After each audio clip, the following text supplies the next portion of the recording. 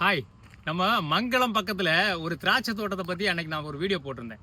உண்மையிலேயே நிறைய பேர் வந்து அதுக்கு எனக்கு பர்சனலாகவே கமெண்ட் பண்ணி எப்போங்க அந்த ஃப்ரூட்ஸ் எல்லாம் சேல் பண்ண ஆரம்பிப்பாங்கன்னு சொல்லி சொன்னாங்க, கேட்டாங்க.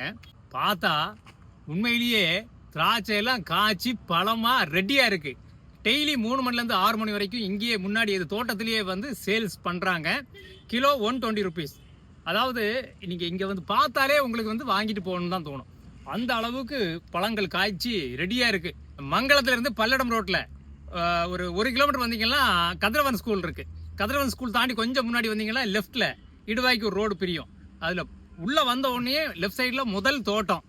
வந்தீங்கன்னா 3 மணிலேருந்து 6 மணி வரைக்கும் இங்கே நீங்கள் வந்து வாங்கிட்டு போயிடலாம். நேரடியாகவே திராட்சை தோட்டத்துலேருந்தே திராட்சையை பறித்து உங்கள் கண்ணு முன்னாடி கொடுப்பாங்க. கிலோ 120 ரூபா.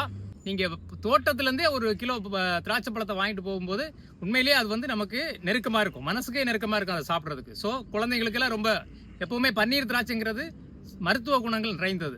ஸோ கண்டிப்பாக நீங்கள் இந்த பக்கமாக வந்தீங்கன்னா என்ன, நீங்கள் இதுக்காகவே வரலாம்.